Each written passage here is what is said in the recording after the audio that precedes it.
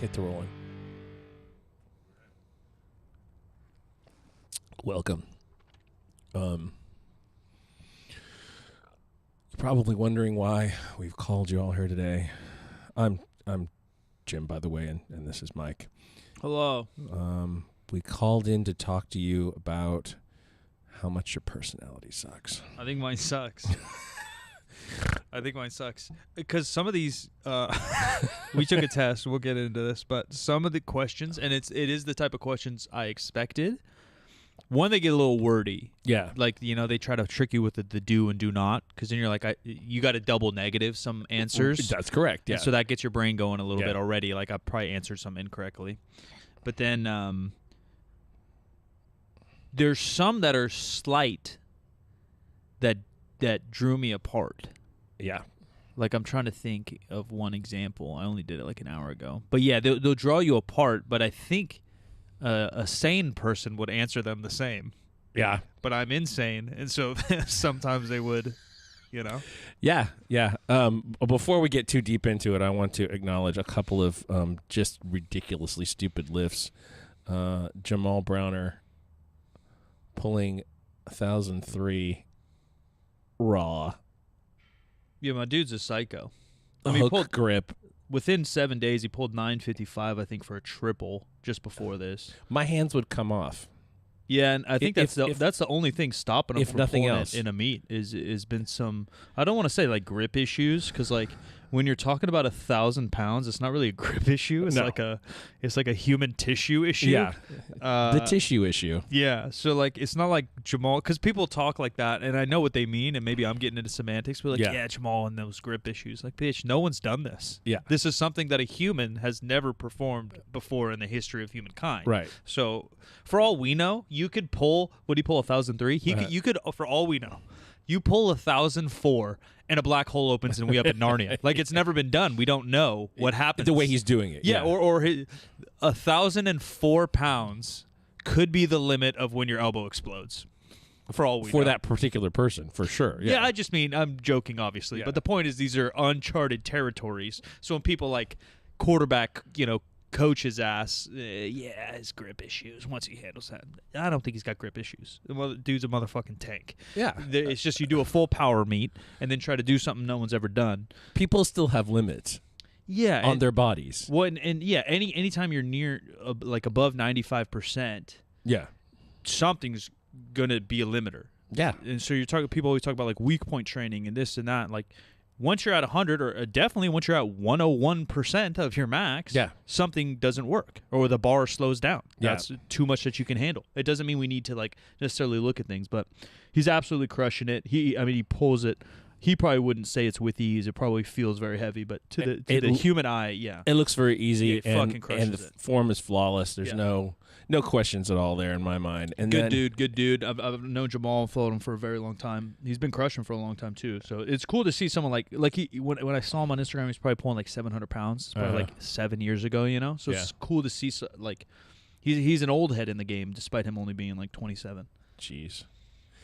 And then that face afterwards is the best. That's the meme. If no one's memed that yet, that's it. Then Jim Kolb benched in a shirt 1320. That's the heaviest powerlifting lift ever. Ever. And not just bench press, but just period. Yeah, which is kind of weird, right? Yeah. Yeah. Why isn't someone squatted that? What did they squat at? 13? 13. Yeah. That's kind of crazy.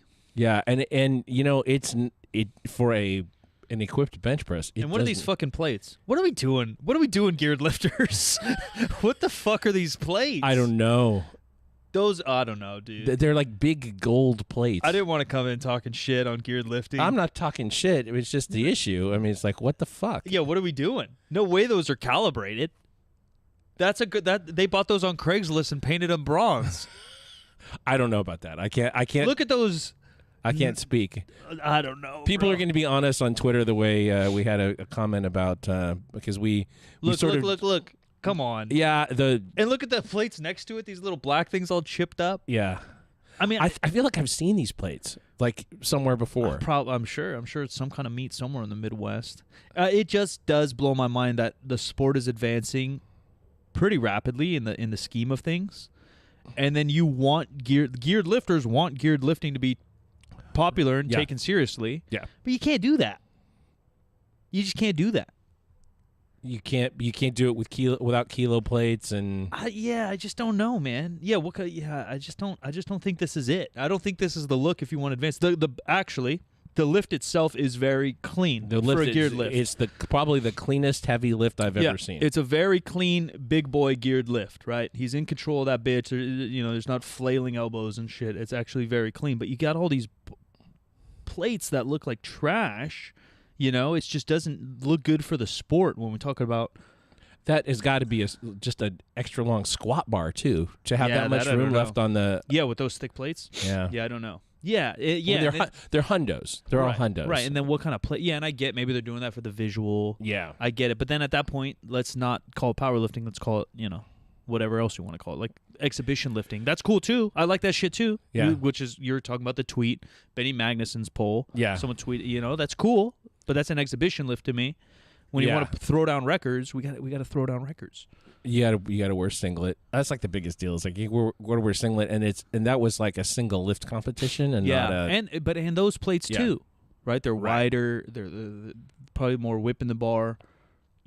I'm not that guy either because what do I have to talk? I'm not the competitive powerlifter kid. I've coached it. I've been involved, but. I'm all for exhibition lifts. I'm all for people having fun and displaying and training strength how they like. But you got to draw that line if you want to be a legitimate sport or a legitimate world record holder. Right. Let's go all in. Yeah, what barbell is that? I mean, it's been proven that, and who knows what plates these are. These look like gym plates, but it's been proven that regular gym plates can have 5 pounds up or down. Yeah. So now you add up hundreds. Yeah. Thousands of pounds, and each plate's all 5 pounds. Yeah. That could be 1,000-pound bench for all we fucking know. That's a fair point. And that's the goal to calibrate it, We right? don't know. No. We really maybe they don't are calibrated. Maybe they are. We're purely speculating But they here. definitely look like they're from 1980. Well, they've been in my garage for a long time. Yeah, because they're hundos. I mean, I've seen those before. Like, I think we used to have a set. Yeah, we had some. But and there's hundo kilos. There's a fat green boy kilos you could use. Nice catch. Yeah, there's a fat green boy kilo. Threw my coffee across the table here. It's cool that the sport's advancing. I don't know why. Maybe it's in my head, too, around the Arnold time or springtime. A lot of people start to show out. Right. Because winter's kind of weird, holidays. People are training still, obviously, the elite athletes. But it's around this time a lot of crazy lifting happens. Yeah. No, I agree 100%. So, on to the topic of the day. I was listening to a podcast last week about improving your personality. And it turns out that this writer, Olga Kazan, wrote an article for The Atlantic about having taken a personality test and trying to improve her personality. And I want to see if I can... That's a funny statement, Yeah. Improve your personality. Well, here's what she said. Like, I understand changing it. Yeah. And I understand, self-improvement. Yeah. But improving your personality, to what or whom? Like you know what I mean? To the way you're perceived, you're outside, but also could be like your inside. But too. Different people like different shit. No, yeah, no, but improving. You know what I mean? Some people like loud people, some people like quiet people. Yeah, and this test kind of talks into that stuff, right? In a way, I guess. No, they have a lot of stuff. Do you like attention? Do you give attention? Are you the center of attention? All that kind of stuff. Yeah. But so to half the world, you're an asshole if you want that. Yeah. And half the world honors that. That's true. You're never going to make everybody happy. That's what I mean. So if you're talking about improving your personality, well, you're improving it for the people that have to be around you, or the people that you're trying to get around you. Yeah, maybe. It just seems like a weird phrase to me. Hey, it's a clickbait. I know. I'm about it because normally when you say this is all I got. Normally when you say self-improvement, yeah, which is what this definitely falls into as far as I'm concerned. No, it is 100%. But self-improvement normally means you want to be a better person. This is all me thinking.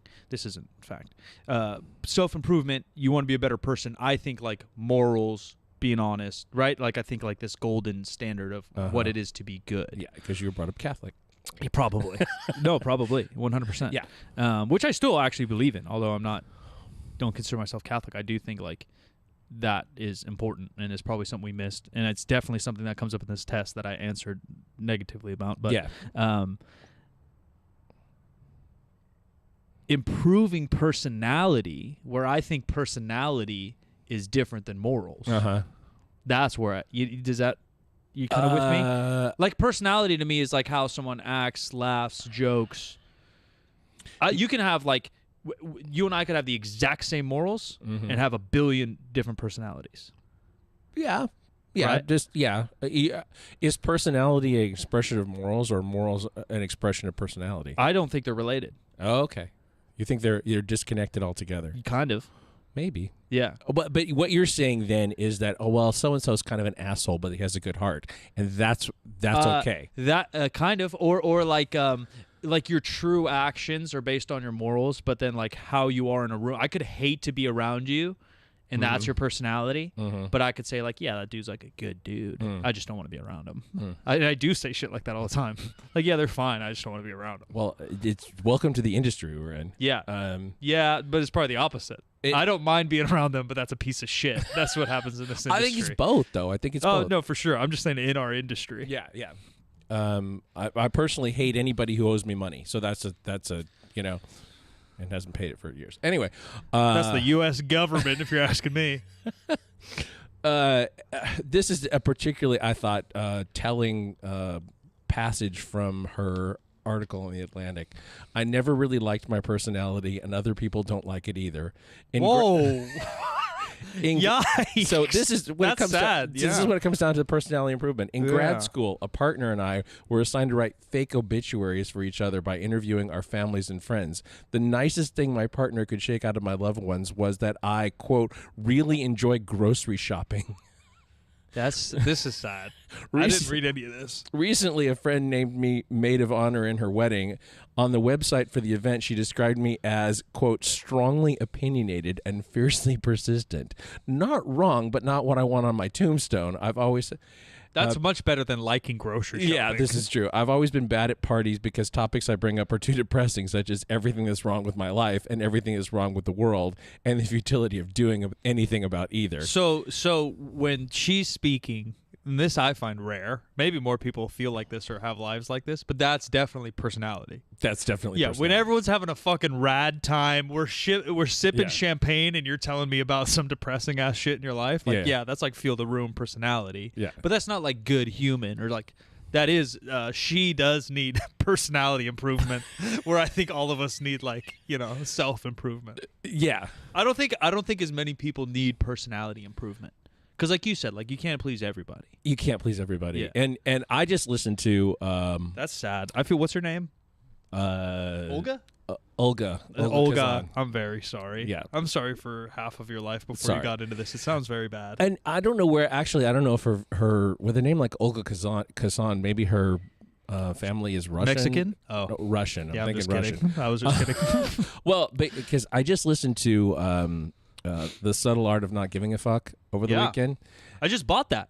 Did you? We're in sync. Our menstrual cycles are in sync. My God. Yeah, I just bought the audiobook. I did too. Because I followed him on Instagram. Because he wrote the Will Smith book. I didn't know that, but I heard the Will Smith book's fucking sick, and I heard to listen to that audio as well.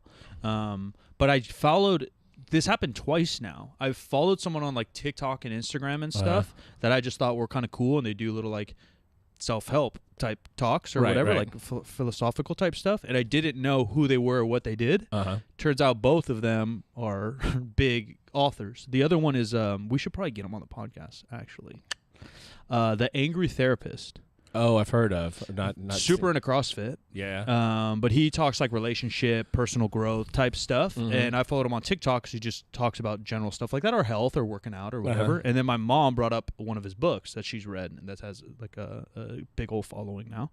And then this is the other one. Totally an aside. I stumbled on somebody on Instagram Reels who has about 650,000 followers or something, who follows you that you don't follow back. It happens. We have to talk about that. Yeah, it happens. What's he do? Fuck, I don't know. Yeah, he's jacked. I don't know. There's some random shit. Trainer guy. I don't know. Huh. I don't know if he does anything other than that. Just gets jacked. Yeah, 600 and something thousand people are about it. Up until about this year, and even still this year, I didn't follow people that I didn't know. Yeah. Like, it felt weird to me. Yeah. I follow a lot of people back, and I only unfollow when I think they're just bad humans. I just like... I literally just only followed them when I met them in person or like communicated with them via email. You know, like had an actual...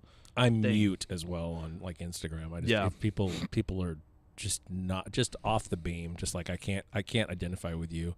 Yeah, that's why I don't like just follow.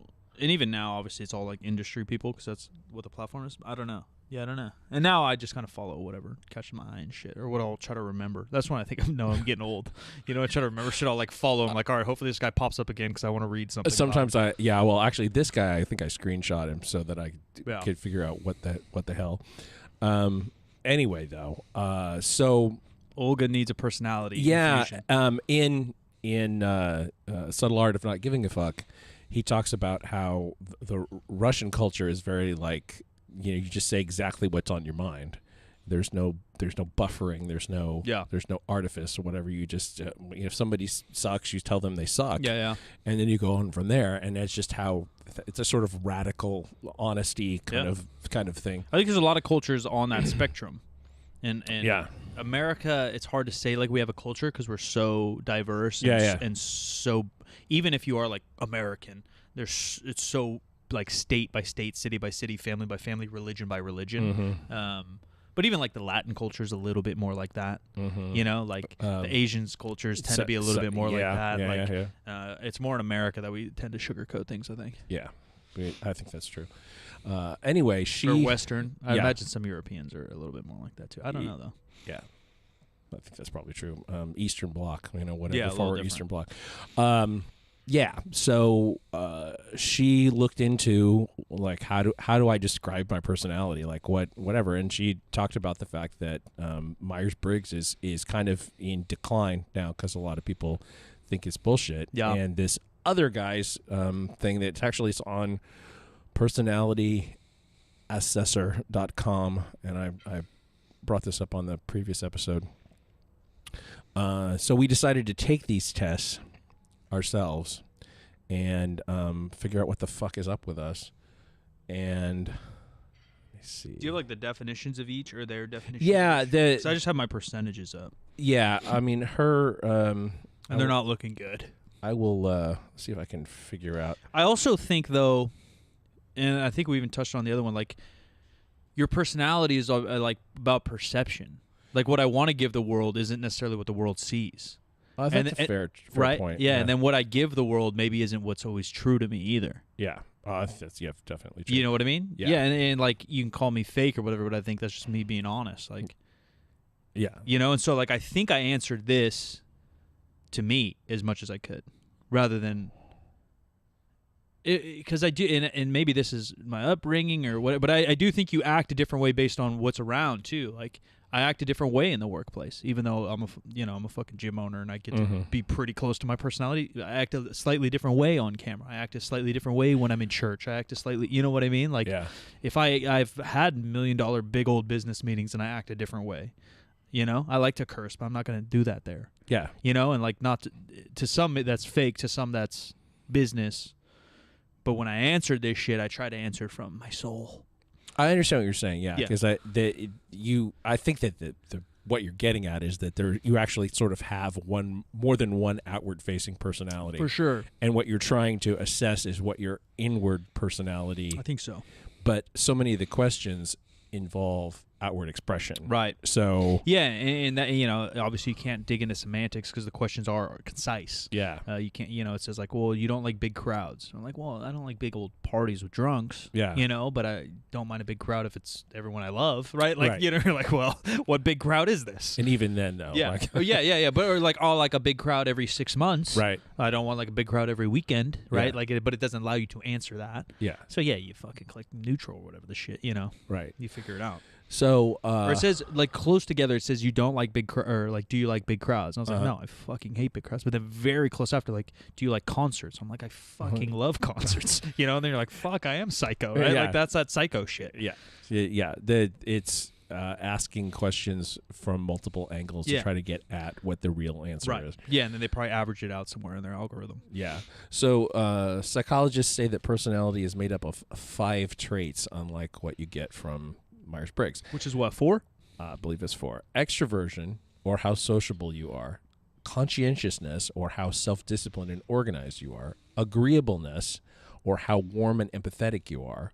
Openness, or how receptive you are to new ideas and activities. And neuroticism, or how depressed or anxious you are. Some of these actually are surprising me now that I'm reading them. Yeah, people tend to be happier and healthier when they score higher in the first 4 traits and lower on neuroticism. Oh, fuck. She says she's pretty open and conscientious, but low on extroversion, middling on agreeableness, and off the charts on neuroticism.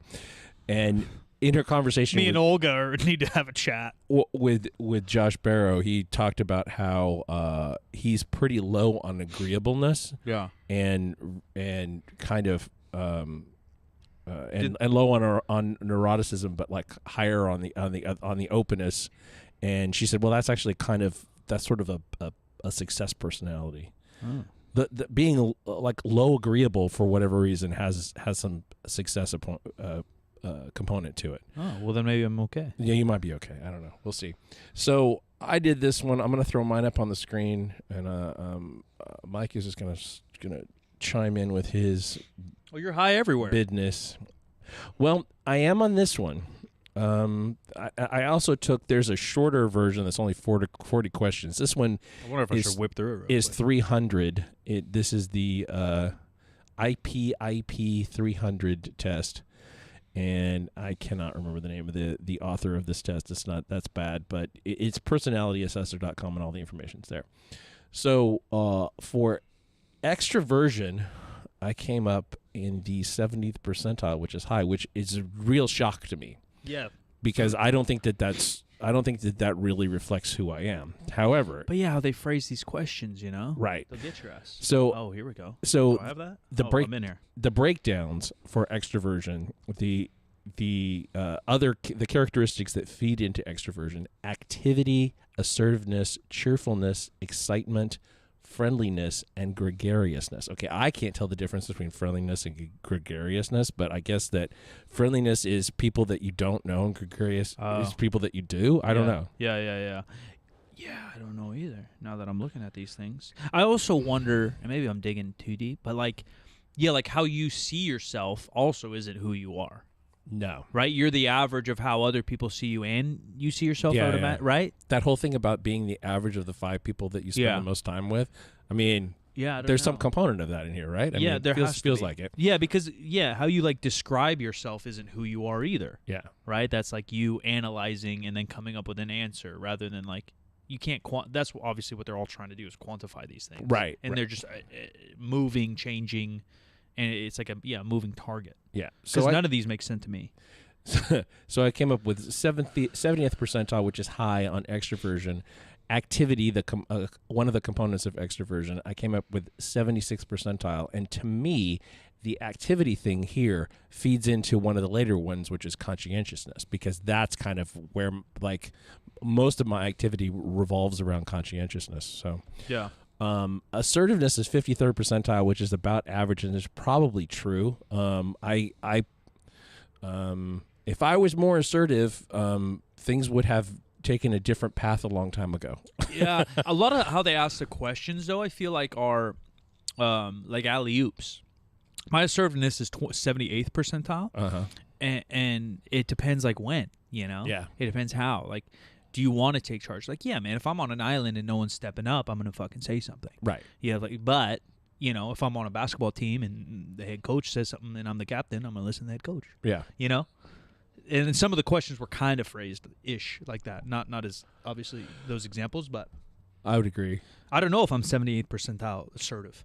Because I would never call myself assertive either. Yeah. But I take leadership roles, which aren't always the same. Me too. And that I would not have thought assertiveness, although I'm not usually the first person to take a leadership role. I kind of tend to wait until things Yeah. start to pan and then go, okay, here are the discrepancies. This is where we need to work on whatever. And they don't always say where the questions fit, obviously, in these answers. Yeah, or ever, really. But a couple of them, too, are like, do you like to work in groups? Yeah, I do. I like teams. Yeah. One of them was a really interesting question about, which actually doesn't make sense to me still. It said something like, do you like to work in groups or do you like to be competitive? Or something like that. Do you remember that? And I'm like, those aren't like exclusive to me. I like to work in groups to be competitive.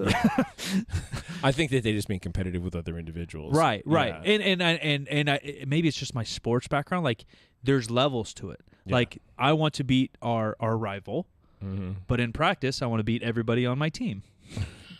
That's how basketball works. Yeah. I want the coach to know that I'm the guy, so I'm going to whoop all your asses in practice. But trust me, over this season, we're whooping ass together. But for these next 40 minutes, I'm going to prove to everyone on my team that I'm the leader. Yeah. And that's kind of how it works. Like, I don't want to beat them, but I want to prove to them, but I want to beat everyone else. Right. Yeah, I don't know. I don't know where that sits either. My activity is really low. Is yours? About average, but 42nd.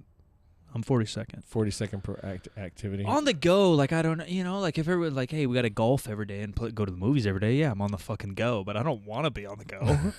Like, I'd rather be on the couch. You're doing it in opposition to your personality and not driven by your personality. For sure, I think. Yeah. And so much depends on who, what, when, where. Right. If the fucking most beautiful woman on the planet wants to be on the go, like, yeah, I'll probably go on the go with her, But if I'm just by myself, understandable, I'll probably be on the couch. Understandable. 51st percentile for cheerfulness, which is 51st. Yeah, I'm the exact same. Really, yeah. That's not surprising to me that we'd be the same. Yeah, experience of average level of happiness, joy, and other positive emotions. Yeah, neither one of us is bubbly. Yeah, I mean, this is true. Yeah. Can't change that really. Excitement. Excitement seeking. I'm 55th percentile for excitement seeking. I'm 49th, and I would probably disagree. You think you're higher or lower? No, lower. Lower? I don't know what thrills I like a little Star Wars ride at Disneyland, but that's about it. I ain't trying to jump out of an airplane or nothing.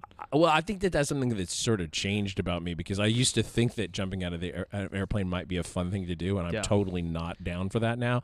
I used to completely love a roller coaster, and now it's like, you know what? Like, my neck gets hurt. Yeah. I'd like them okay. Yeah. One of the questions literally was, though, like, do you like to be excited? And I don't know what psychopath says no. Like, I want to be excited, but I don't think about jumping out of airplanes. Yeah. I think of, like, something I'm looking forward to. Right. Like, who doesn't want to look forward to some anticipation as opposed to you want excitement. Good to come, and I want to think about good coming. Yeah, for sure. Yeah, coming is usually also good. Pretty good. Yeah.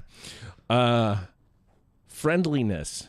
That's high. I'm 72nd percentile for friendliness. I'm 53. I'm average. Average desire to be around other people and show an interest in their lives. I can fake it real good. I think that's one of my highest talents. Is faking. Yeah, I can talk to anyone. Yeah. Do I want to, though? Well, that's where, like, this, I can. My personality is that. And I think I can make them care. And I do care. I care for their well-being. But I don't care. You care on a superficial moral level and not on a deep I'm going to fix this for you level. I care on a more maybe I want to help. And I care on a moral level because I want to help. But I'm definitely not interested. I definitely don't. You know what I mean? That's what I mean by You're not doing it because you like it. Nope. You're doing it because you feel responsible for it. And I don't like them. Oh, yeah. I like humanity. Yeah. I like people to be better, to do well, to be healthy. Yeah. But I don't care about them. Yeah. Yeah. I understand what you're saying. And that's probably why I'm dead I don't middle. think that's me. I can care about people and this is the thing that's changed as I've gotten older. I don't feel responsible for solving their problems anymore. Yeah, I used to be like, well, here, do this and do that, unless it's super obvious. Yeah. Something that's obvious to me that isn't obvious to them or is obvious to them and they just can't get behind it enough. It's like, do this thing. But other than that, I try not. Careers, but I don't know. I don't have as many issues with that, I don't think. I don't know. But I definitely don't want to just talk to... I don't choose to go talk to randoms. I'm not the fucking guy. No, I'm not either. But you know who is in this this building right now? Our boy Kyle. Kyle can. Dan even more. Dan will fucking chop it up with anybody for shits and gigs. I got to be in a really good mood, and then I'm chopping it. But even still, I'm like throwing a joke. I'm throwing a joke at the cash register. I'm throwing a joke at the guy I'm driving by. I'm not trying to open up and learn about his daughter, Dan's trying to fucking chat. I'm not. He's trying to crawl into your life like it's an escape hatch, right? Yeah, which is great. Great networking, great business, great salesman. All people do that. Both his brothers do that. I'm not that guy, but I will. I'm gonna make eye contact, and give you a thank you, maybe a joke, and then I'm out. How susceptible are you to the flip side of that? Being on the receiving end. Oh, I'm pretty cold, I think. I started off not being cold. I feel pretty cold now. Yeah, I'm pretty cold. If someone's just trying to chop with, I guess it depends too. But I'll give a same. I'm probably the same. I won't be well received, but I'll give them a little joke. I'll give them a little eye contact, and then I'm out. The two people that I have known in my life who put the most effort into trying to be my friend are people that I don't speak to anymore. Yeah. and part of it was because I just didn't see that what they looked at me as like an asset to their lives, not in a emotional way, but in a more of a fiscal way. Yeah. I wonder, because the joke is the older you get, the more you talk like that. Like to randos, the old guy or the old lady just talking their fucking waitress's ear off. Yeah. But my mom's kind of like that, but I think she's always been like that. Yeah. She'll kind of just, like, we're standing in line at TSA and she starts talking to the dude behind us. I'm like, hey, shut up. I don't want to talk. I'm not talking in those type of situations. Talking to no one. Dude, my hat is down, headphones in, like I'm fucking Leonardo DiCaprio going through paparazzi. I don't want to talk to a soul. Yeah. Yeah, no, my worst experience like that was after my best friend died, and I was flying home. I was in the TSA line at Dulles Airport in the DC area, and like I hadn't really had the whole emotional thing hit me yet, and it did while I was standing in that line. I was like, please don't anybody talk to me. Yeah, I'm going to break down right here. And I've never felt so strongly that I didn't want to interact with people than in that moment. And then they do. Very minimally. I skirted through pretty well because I was just going to fall apart. Yeah. And they were, if I started crying, they were sure to think that I had a bomb strapped to my body, that someone had forced me into somebody's, like coercing me into saving my family by carrying the bomb on the plane or some shit like that. So. Yeah, bad place to be. Yeah. The last one under this category is gregariousness. I was very high for that, which it goes back to what you were saying. I think that there's a certain degree of it being honest, and there's a certain degree of it being socially polite, necessary to, I'm 44. Ooh. Average, but low end. Yeah, I don't know. And I don't know that like we'll look at my shorter one and we'll see what we get on that. I think because the terms here give you a different feeling or definition in your brain than what the test asks too. So assertiveness, I don't think I'm very assertive, but a lot of the questions had to do with leadership or being in the front. Mm-hmm. I do think I'm a leader in the front, whether I want to be or not. Yeah. But I don't think I'm very assertive. And then same with the gregariousness. I don't think I flock to others because I think it's almost counter to the leadership sometimes. Yeah. And so those being uneven for me makes sense somewhat. But yeah, I can fucking fake it too. Here's the agreeable. This is where things get real weird. Well, it's gonna get super weird here because I'm gonna throw the little one, my other one up, the one that just the 40 question one. Okay, so I was 70th percentile on the 300 version. I was 47th percentile for extroversion on the Big Five inventory, which is the one that's only 40 questions, and then I was 80th percentile for agreeableness on the short one. And I am 56th percentile. High end average though. Yeah, but still, that's pretty dramatically different. It is. I'm 23rd. Ooh, really? Yeah, I'm very low. That's scary. I don't know. You were very low in agreeableness. Highly agreeable people tend to do whatever it takes to have positive relationships with other people. The sixth facet. I actually disagree. I disagree too. I think I avoid conflict like it's the plague. Yeah. I try, and that's what I don't like about myself, or has gotten me into some trouble. Both of us. Yeah, in many facets of my life. But again, like how I see myself. If you think we're talking about what we're talking about, we're totally talking about that. I'm talking about many things though, like a lot of areas. Yeah, no, that was the straw that broke the camel's back for my agreeableness. A lot of areas of my life I've had those issues, but again, like also what my like internal dialogue or who I think I am is maybe more like this test, and then what I do out here is different than that. I would. That's why I was trying to get at, like, the how this is fuzzy. Yeah, no, it's definitely fuzzy. Because how it portrays, it's kind of like your transmission to your wheels. Like my transmission's like 23rd percentile, but like if you can't transfer it to the wheels, if the wheels can't hit cement, my wheels can't hit cement. Yeah, I got tire issues. We got traction issues. Issues. Yeah, that's good, huh? Yeah, it's very good. God, I got analogies, dude. I sure had a whole book of analogies. What's number one? Oh, altruism. Altruism is the first one. So it says that I'm about average on altruism. Generally wanting to be good to other people, including helping them when they need it. I think this is not true. I think that I'm definitely higher on that, but I'm also not like I'm not Mr. Go on a campaign to fundraise for something. I'm a contributor, but not a campaigner. That's like macro, though, to me. Yeah. I think more like, will you like bend over a little bit for some folks? I will. You know what I mean? Like, and I will. Like, a friend I could not talk to in 5 years could hit me up and they're like, hey, I'm moving this weekend. I need you to move shit, and I'm showing up. Yeah. But I'm... you know what I mean? Yeah, I think that I know what you're... Like, we're not picketing every weekend for homeless rights. No. I'm not either. Yeah. Exactly. I'm not a campaigner in that regard. I'm 47th on this thing, though. That's why I mean. To me, that's like macro, though.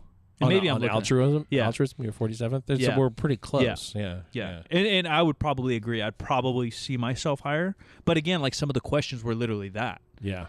Like what do you see in like what are your thoughts on like the homeless kind of questions? Yeah. And I'm like, well, I'm somewhere in the upper middle, but again, I'm not. I don't know. And that's not necessarily altruism by definition either. I don't think so, it is either. No. Altruism, despite my point, we'll continue. Cooperation, I'm only 47th percentile, which has to not be true. I don't think mine's true either. Mine's 34. Yeah, I don't think that's really true. Yeah, and it says there are low chances that you'll be able to get along with other people. But, like, that's the only thing I'm good at. And maybe it's fake, but I could get along with anyone. Yeah, so you probably answered the questions in terms of how you would like to be as opposed to how you actually are. Or again, what my transmission says. Yeah. I don't get along with these people, but I can get along with these people. Like in this reality, I can get along with anybody. In my heart, I get along with nobody. Yeah. No. Which again is like not like wrong or fake, because there's multiple truths. Mm-hmm. To me, at least. I don't agree with this one either. This one I got blasted. I got blasted. I believe it more for you than me, be honest. But what is your number? 17. Oh, shit.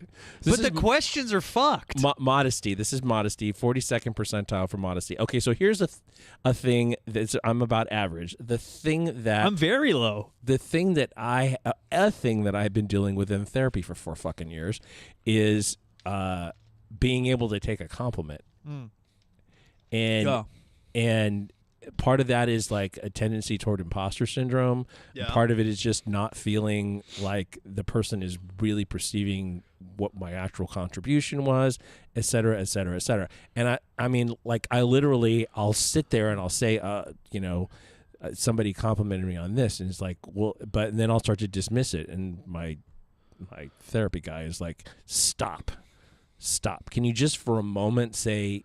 Yeah, take it in. Just like sit in it for a second and say, okay, that felt good. Yeah. It felt good to hear that, and I'm not going to discount it. Yeah, whatever. let it rock. So that's something I've worked on a lot. I don't think a particularly inflated opinion of myself, although there's a whole thing about telling kids that they're smart and how that's a bad idea. Yeah. You should tell them that they're good at problem solving, capable, whatever, but not smart. And I was always a kid that was told that it was smart. And I am pretty smart. Same with being proud. Yeah. Like you're not supposed to tell kids that you're proud of them. Like, are you proud of you? Yeah. You know? Right. That's deep. All these things that we can fuck up our kids with, but I'm not becoming a parent after I've read some shit like that. So, like I have not a lot of modesty around feeling smart because I think I'm pretty smart. Yeah. That's just one of those. And but I don't know. But I'm not saying I'm smarter than everybody. I'm not saying I'm the smartest person. So that's where what these questions are like. They're like, do you think you're better than people? And I'm like, yeah, I think. Yeah, absolutely. Yeah, I said yeah. I said yeah. I said yeah. But that's because I think there's a lot of pieces of shit in the world. It's not because I think I'm fucking Michael Jordan or you need to honor me, but I think there's a lot of pieces of shit, and I don't think I'm a piece of shit. No. So I said I'm better than people. Yeah. No. Yeah. But you say that, and you get 17th on this test, and you get fucking flamed on the internet. Yeah. But it literally says modest people don't like to brag. I don't brag. Yeah, I don't But do they not like to show off? Right. I like to show off. Right. But those are very different things to me. I agree.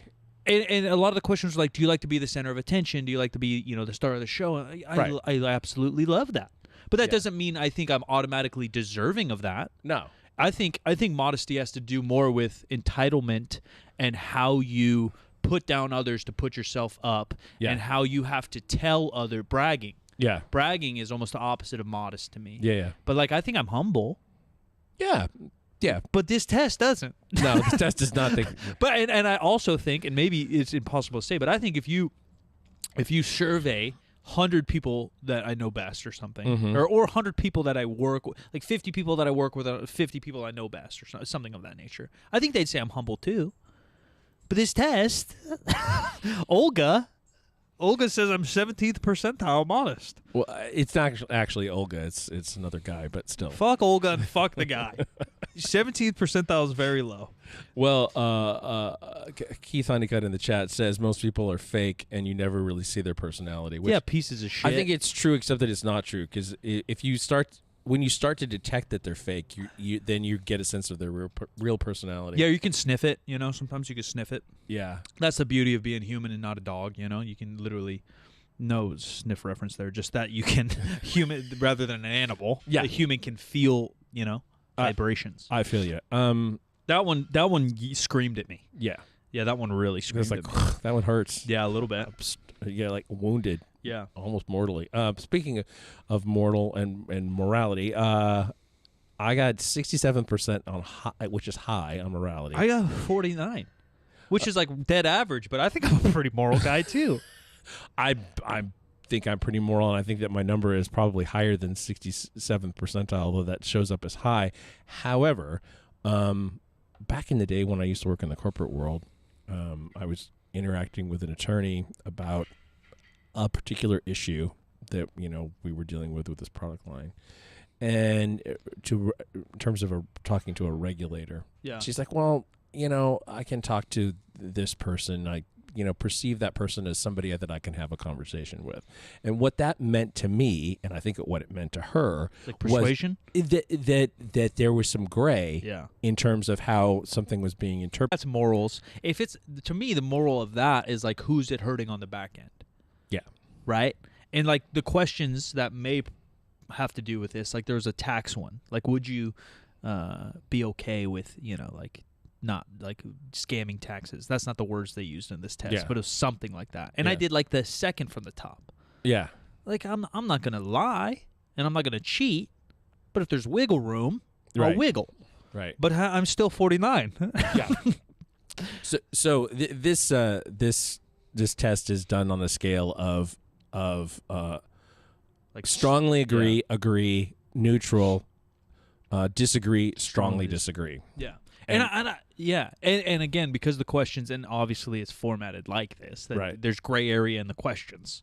Correct. So when it says like, would you, whatever, I can't think of the word they used, with taxes, I probably did agree rather than strongly agree. But if I did strongly agree, now they think I'm more moral.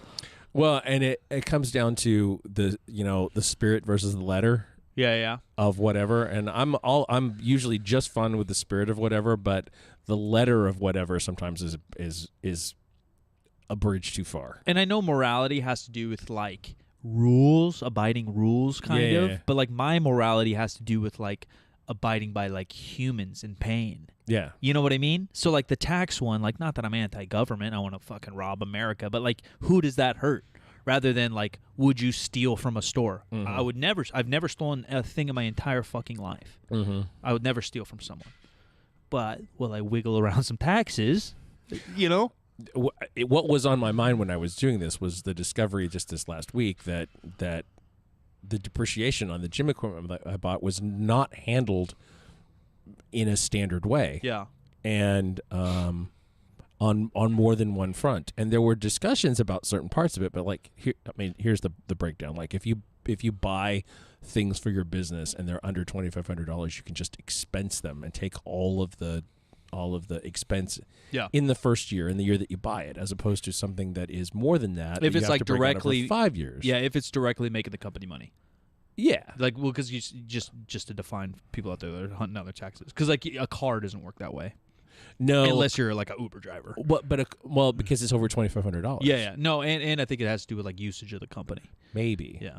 I don't know about that part. Yeah. I just know anyway though that like I was talking to something that I was right, and I was talking to something that was not wrong but also not right. Yeah. And would I would rather have done it the other way? Absolutely. Yeah. And we're having to fucking file an amended tax return because of issues around depreciation. Pain in my ass. Anyway, next one, sympathy. I was very high on sympathy, and I think that's probably true. I'm 52. I'm a 69. Can you be very empathetic and not very sympathetic? Yeah, those are different things. Because that's what I think I am. Yeah, it could be. Yeah, I think I'm very empathetic. You feel somebody else's pain, but you don't give a shit about it. Kinda. Yeah, I can see that you're in pain. I don't have anything that I can do for you. Because I think that's how I handle my own emotions. I don't want a fucking pity party, but I want to feel my feels and figure it the fuck out. And I think you should feel your feels. And I'm sorry you're hurting, but that's life. Get the fuck over it. Okay, so here, as business owners, let's operationalize this for just a second, though. This says you have high levels of sympathy for other people, which includes caring about them and wanting what's best for them. But the way I see it is if someone says, like, I would like to join your gym, but I don't have the money for it. Yeah. It's like, I feel badly for you, but I can't fix it for you. My sympathy is not going to give you a $20. discount. Yeah. Yeah. That's kind of how I am in all of it, I think. I don't know.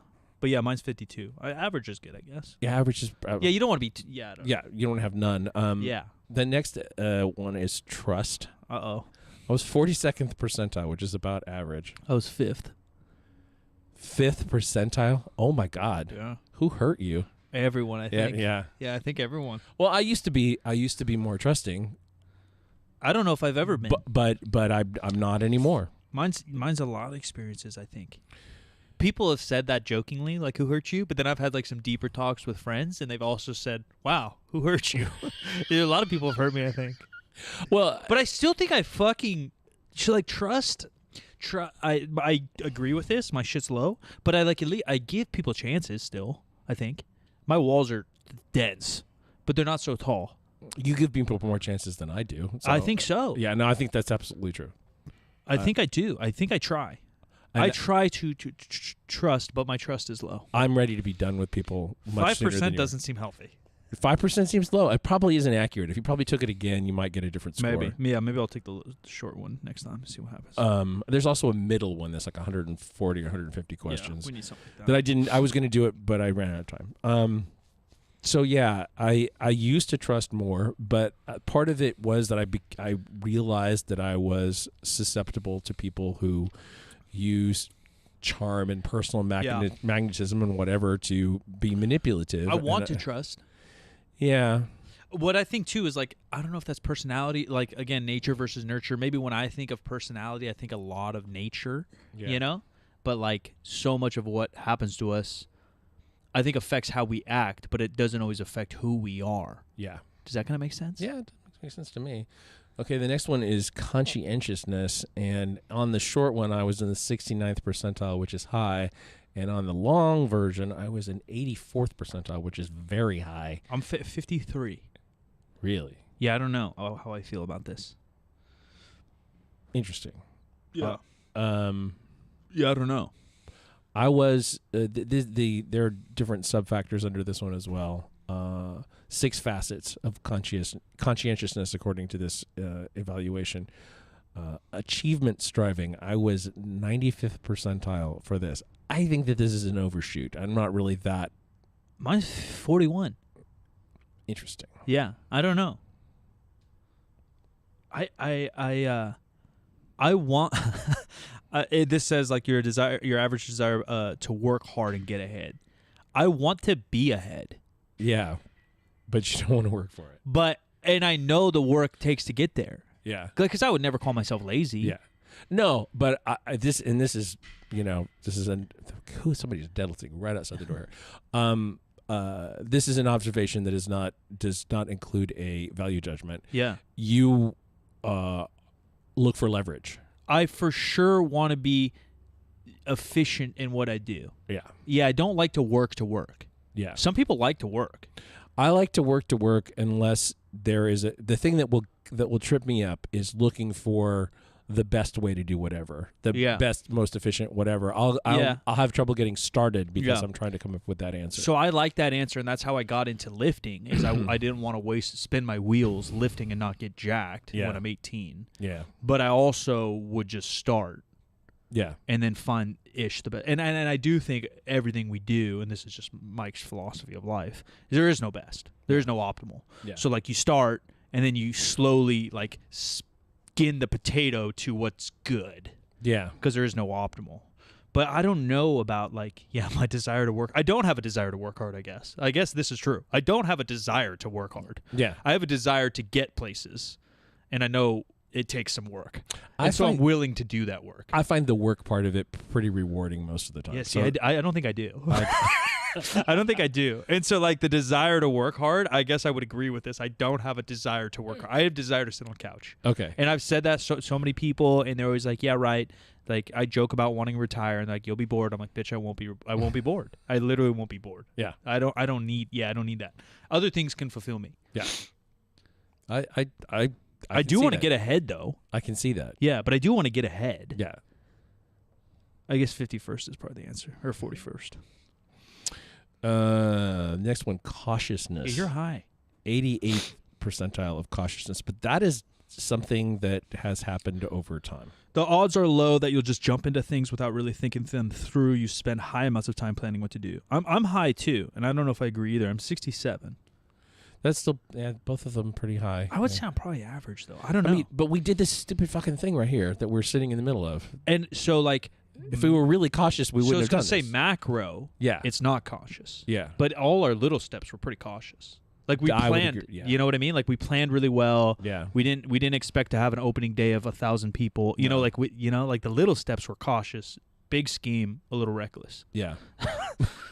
That's kind of how I rocked. Though, we did a reckless thing in a not reckless way. Kinda. Yeah. I do a lot of things like that. I don't know though. Yeah, I don't think I'm that cautious, to be honest. I'm cautious in like life, but I don't know if I am in like business and things. The next aspect is dutifulness. I'm high. I'm 74th percentile, high in sticking to your word, keeping your promises, and upholding your obligations. Because I can't sleep at night if I say I'm going to do something and then I don't do it. I'm kind of like that too. I got 62.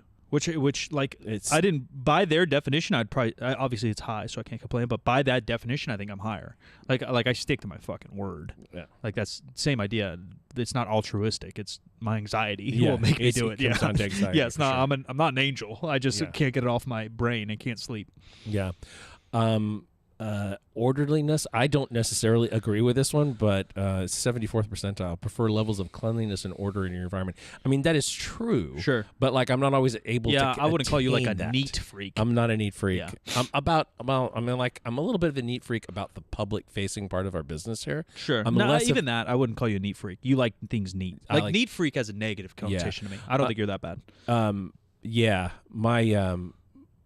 My wife is an anti-clutter person, and I'm an anti-dirt person. So like, she'll clean the surfaces. That sounds kind of perfect. Like she'll put things away or whatever for no particular reason. Sometimes, why are you doing that? Leave it alone. Yeah. But and not pay any attention to the surface that she took it off and how whether or not it's clean. I'm probably more like you then. I'm a cleaner. I'm not a cleaner, but I like it clean. I can deal with clutter.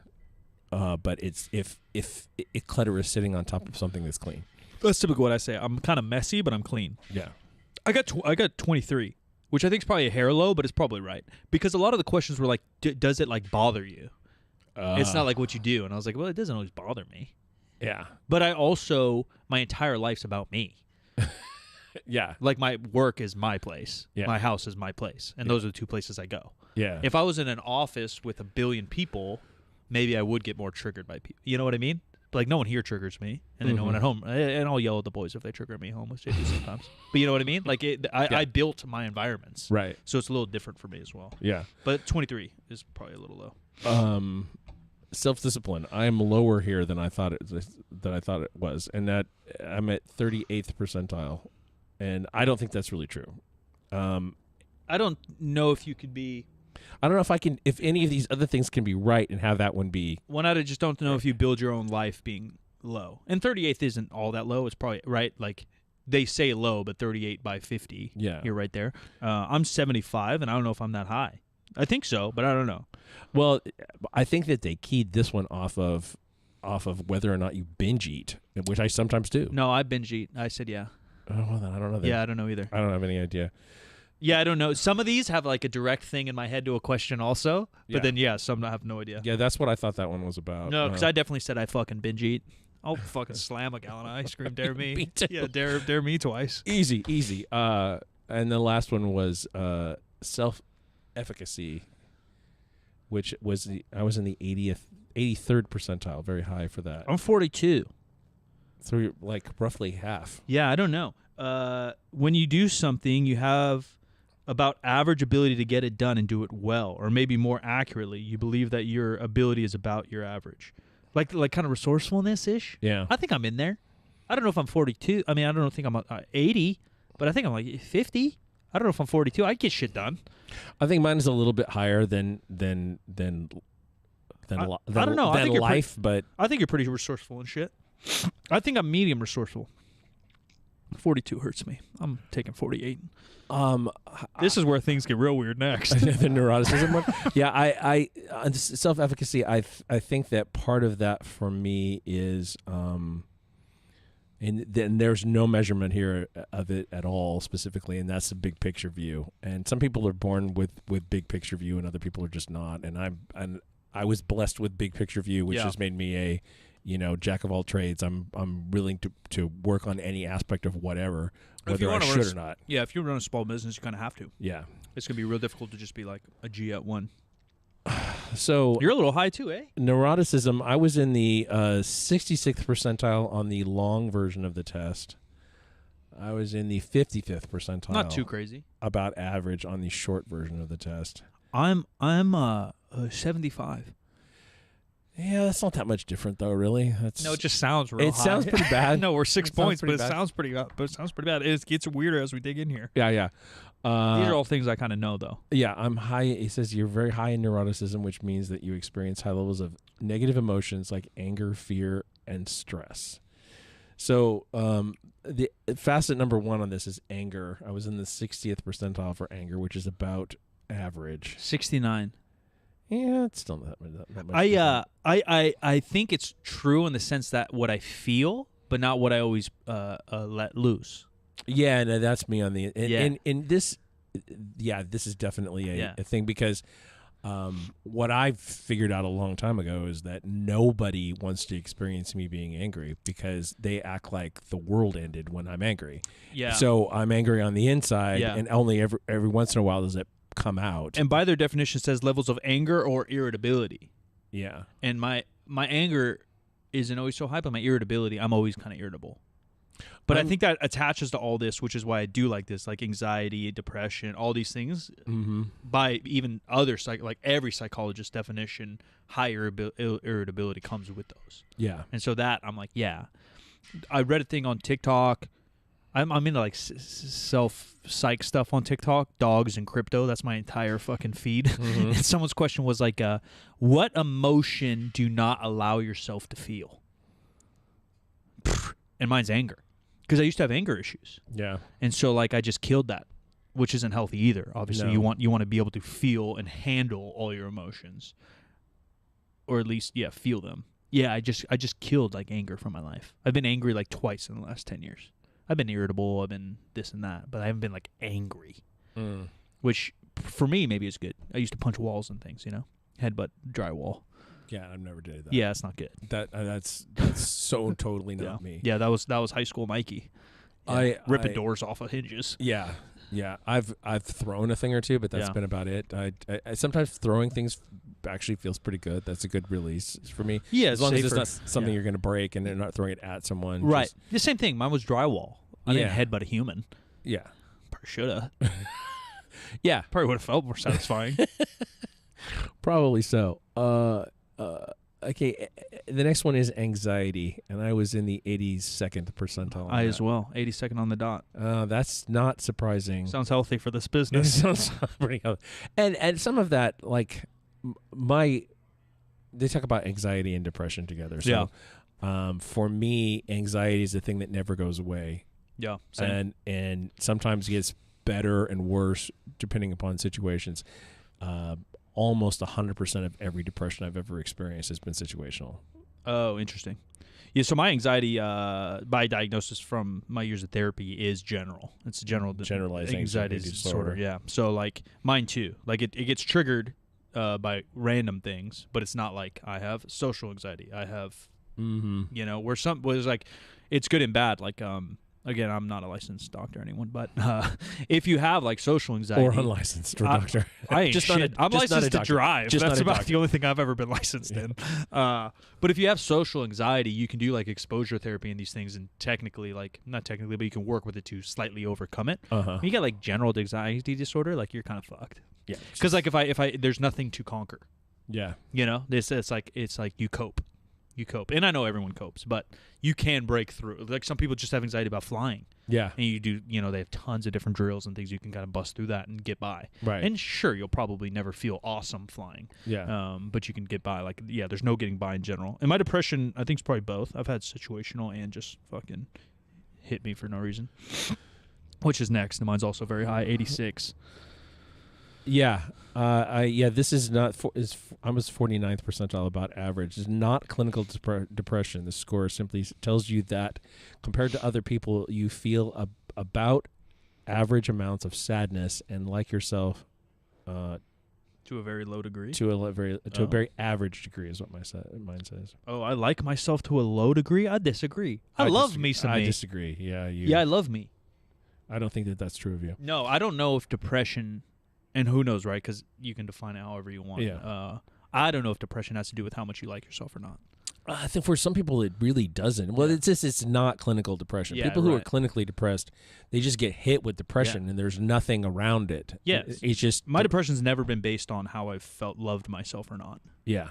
No, or like my true confidence, like who I am. That's why like we were talking about like changing personality, changing morals. Like I know I'm a good human. So like my confidence in like that region is high. Yeah. So maybe that modesty thing is correct. But like the other things I don't know. Yeah. So the next one, immoderation. Very low self-control when it comes to resisting temptations. This is our the ice food cream. one. Yeah, because mine's fucking 83. Yeah, mine's 80. Yeah, I eat a lot of ice cream. So resisting temptations, there are very high chances that you'll give in to your desires to binge on shopping, eating, drinking, or whatever your vices are. That's not true of me. It's just food. No, mine's not that high either because fuck their questions. One says like, do you sometimes shop to ease pain or something? And I was like, yeah, sometimes. So it's called retail therapy. Yeah, like I have done for guys too. But I don't fucking go buy sneakers every time I'm sad. No, but I've done it. I never have overextended myself in a retail therapy. So they did ask that once where they said something like, have you bought something like that you couldn't afford? And I'm like, I'm sure I have. So I did like the middle one rather than neutral. You know what I mean? Like I don't need these $200. I answered neutral a lot on these. I did a decent amount, which is how I ended up in some of these places. I did a decent amount. But the binge. It said, do you binge eat? I'm like, yeah, I fucking slam some chips. So note that that self-discipline, a facet of conscientiousness, deals with your ability to focus on your attention on accomplishing goals, whereas immoderation refers to your ability to resist temptation. That's interesting. Well, I think this was bullshit. Yeah. I'm not happy with this one at all. Self-consciousness. Yeah. I was in the 64th percentile, pardon me, for that, which is high. You like to draw low levels of attention to yourself and feel high amounts of unease when interacting with others socially, especially strangers. I can put a face on that. I can put a good face on that. I don't know about you. I'm 25. Really? Yeah, very low. That's very low. And I think because the questions were like, "Do you want to be the center of attention?" I'm like, "Yeah, I'd like to be the center of fucking attention." Yeah. I'm like, "Yeah, I do." But you're not you're not the kind of Fitzbo that will post a lot of shirtless pictures. So that's where like this personality versus more like I want to be the center of attention being me. Yeah. I'm not going to do anything to be the center of attention. Yeah. Right? I want the center of attention to be because I am me. Genuinely people not of. because of the impression which would make it sound like that modesty thing is true, but like it's not because I think I'm the best. Yeah. Because I had this conversation on Twitch the other day, like people are like, "Dude, we need to get you on Rogan." I'm like, "I'm not the guy to go on Rogan because I'm not like the guy." Like if he wants to talk nutrition, he should have Lane Norton on, which he has. You know, if he wants to talk training, he should have like our boy Dr. Ramsey on. Like there's and I know I'm well aware of that. I'm not the guy. Yeah. I don't think I need the attention just because I want the attention. I just want it to be in my pocket. And that's where I'm like, fine. I'm not mad at other people have bigger Instagrams than me. Yeah. I'm not mad Jamal's got a bigger Instagram than me. Like he fucking deadlifts 1,000 pounds. Yeah. I'm not gonna juice to the gills. Sorry, Jamal, this isn't at you. But I'm not gonna go out of my way. I'm not gonna go out of my way to deadlift 1,000 pounds just to get a following. Right. I just want to deadlift, teach, and entertain, and I'll get whatever happens. Yeah. Yeah. No, I got to say hi to Joe Rogan, and I shook his hand, and that's as much of the Joe Rogan as I need. That's I have no idea what I would talk about. And then when I go on other people's podcasts, I feel a little bit that way too. Sometimes I'm sometimes I'm in the zone, and everything goes well, and other times I feel like, who am I? Why am I? Yeah. Why do you want to talk to me? I'd fucking kill Rogan's show. Like I would. I would absolutely kill that show. But the point is, like, there's no reason for him to have me on. Right. I feel you. But I would dominate that show. Yeah. I'll fucking Elon Musk that show, dude. Yeah. Vulnerability. Vulnerability. I was in the 38th percentile for vulnerability, which is I feel like that's the flip side of the trust one. Oh. Yeah, probably because I'm high. The chances you'll be overwhelmed by difficult circumstances are low. Notice that this is different from anxiety, which refers to general stress and fear proneness, and self-efficacy, which is a facet of conscientiousness that reflects your confidence in your ability to accomplish tasks.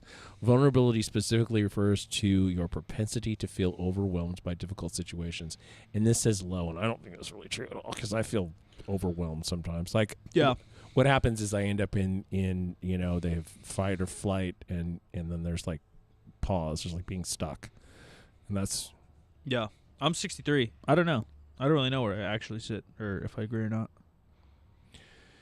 And then the final one is openness to experience. And my short one was 97th percentile, so it's extremely high. And my longer one still high. Is real high, 94th percentile, very high. So this is like, that's adventurousness. 96th percentile. So this is the only one that's really, really close. Yeah, that's blasting. Yeah. I'm 42.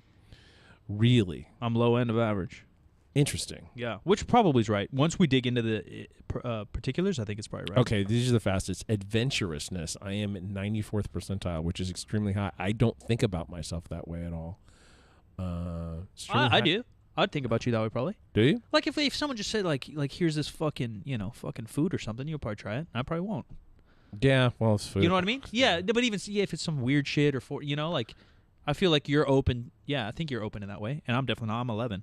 I'm not... Because they asked a question about that. Are you open to, like, trying new foods or something? Yeah, there's a question. I'm not Anthony Bourdain here, no. but, like, no. I will try whatever. Yeah, I probably won't. Yeah. We had some just banging Afghan food last night. So good. So like some, like, if it looks like my food, I'll do it. But I'm not eating a raw Cobra Heart. No, I'm not doing that either. No. Artistic interest. I was 86th percentile, which was very high. Mine's lower than I thought, even based on the questions. Mine's 30th. But they ask questions like, do you like respect art and like this? And I'm like, yeah. But like, do you want to go to an art museum? I'm like, no. Yeah, I've been to a ton of art museums. I just don't want to. I used to run an art gallery. Yeah, so. I mean, it makes sense. Yeah. But like liking art, respecting art, even wanting to buy or put it somewhere, I scroll it on Instagram. I just don't want to walk through a museum.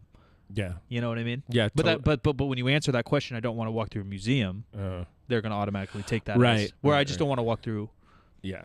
So So let's flip this around. So if someone was out there, so someone like measured your tastes, like had a good sense of what your taste was, and went out and picked out a number of things for you to pick from, and then you would hang them in your house. Yeah, exactly. Yeah, 100%. Yeah. Or I'd like to pick them. I follow them on Instagram. Like, you guys can say whatever you want, but like tattoos in art form. I follow tons of. I don't have a single tattoo. I follow tons of tattoo artists because I like art. Yeah. And I like creative expression. I just don't want to walk through the stereotypical museum. That's interesting. Yeah. But if the museum's funky, like, and I know a lot are now, you know, like they have like an experience about it or it's interactive. I like that. Yeah. But like when I think in my brain, art museum, I don't want to go.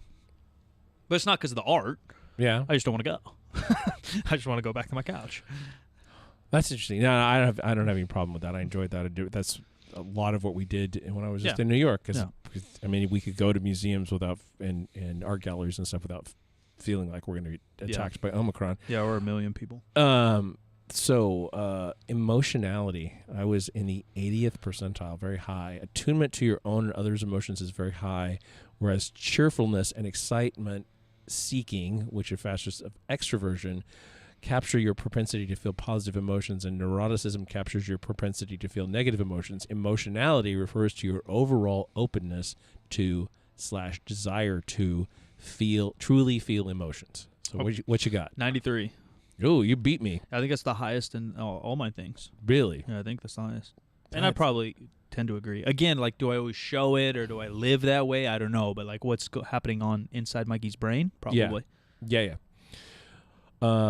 Imagination. I was in the 86th percentile on that one. I'm 63. But like, that's even weird how they define it, right? Yeah. You have high openness to experience of the imagination. Experiences of the imagination. That's interesting. Right? I don't know how to parse that. I don't know exactly what that means. Yeah, I don't really either. Yeah. But I think I have a pretty high imagination. They ask a lot of questions about like daydreaming and shit. Yeah. Yeah. This one upsets me. Intellect? Yeah. Okay, I was in the 85th percentile, which it says is very high. Your desire to play with ideas, reflect on philosophical concepts, and have deep discussions is very high. Mine's really low. Not really low, 32%. But because it said a book, like it said like read a book that's like of high vocabulary or something. I'm like, no, I don't want to read that book. Yeah. But that doesn't mean I don't want to sit down and have a philosophical conversation either. I think my problem is now I don't even want to read a book. And that's why I'm listening to books, because I don't have something happened to my attention span somewhere. I was never a fast reader, and I don't and actually like reading every line of something is such a time commitment. Yeah. And I think that we have gotten into a stage of human development where, you know, our attention spans for doing only one thing at a time have gotten so low. I'm the same way. So I end up listening to things. I can only really listen to, and I have to be like driving, like a road trip, or riding my bike. Like I have to be doing some shit. I want to think that that this should be higher than the 85th percentile, but it's probably right. I would like to think I'm really, really fucking smart, and I'm just but like smart. Interest in intellect is what they're saying. Yeah, right. Right. Because you can be like want to be highly intellectual and not be intellectual. I mean, if you were to like go through my browser history for things that I will read online, like I'm all over the place. No. There's a lot of stuff that I'm sort of deeply interested in. I guess how they tend to define it, though, or how I'm reading it, is the same as artistic interest.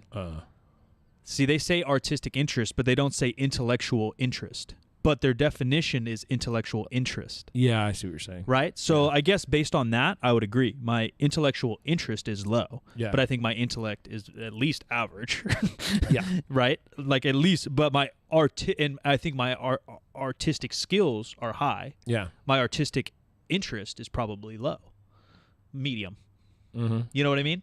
Where I think, I don't know your intellect interest, but I think your intellect is high. But you can have the highest intellect and have no intellect interest. I think that's probably true. Does that make sense? Yeah. Like you can be able to comprehend, think critically, all these things, have a high vocabulary, all these things, and not give a fuck to read some boring book. Yeah, I think that or the opposite. You could be a dumb shit and love to read these smart books because it helps your ego. I think that they should have called this one intellectual curiosity. That's what I mean. Yeah, exactly. Where my intellectual curiosity is probably lower than 32%, but my intellect is maybe 40. I don't know. Yeah, like I'm constantly like this goes back to being something of a jack of all trades in that big picture view or whatever. Like I want to connect things together. I want to find the answer to something in a less obvious place. Yeah. And that's, connecting the dots. That's me. Yeah, so I get it. I guess because their definition does say that. Your desire to play with ideas. Right. Not your ability, Yeah. The next one I think is a complete bullshit facet. Yeah, because they didn't give examples. They didn't. Yeah. And it literally said, like, how do you feel about conservative ideas? Yeah, that's yeah. So there was no definition in it all. Yeah. No, I came up at 89th percentile on liberalism, and I don't think I'm liberal. I think I'm progressive, which is different in my mind. I'm looking at, like what's the utopian society look like, and where can we go without a not pure like liberalism, because the answer to something that's optimal is not always the thing that's liberal. Yeah, I'm 36th. Yeah, which who knows? Yeah, I don't know. I think it's a bullshit question. I think it's a complete bullshit question. Yeah, they just didn't ask political questions is the thing. They literally did ask on the nose. No, and it just purely, whatever, based on whatever your definition is. And maybe that's more reflective of other people, but like there was also no, I mean, outside of the scale differential, there's no like gray area at all. Right. Right. I don't think I answered strongly on any one of those questions. So we want to actually we're gonna wrap this episode up, and then we're gonna take a little break, and we're gonna come back for another episode, and we're gonna talk about like how you would actually make changes to these things, to the extent to which we think we might be able to change them, and maybe talk a little bit about like how these things fit with your training style. Oh yeah. Ladies and gentlemen, brand new episodes every Wednesday and Friday. Be sure to give a rating, review, and share. Join the Discord. We have a new category in there, a text channel where you can ask questions. If you are chosen, you'll get a free gift from 3SB and be featured in an episode, maybe monthly, maybe weekly. We'll see what the hell happens. Thanks so much for listening. I'm Sal Mike. Everyone want to find me, 3sb.co.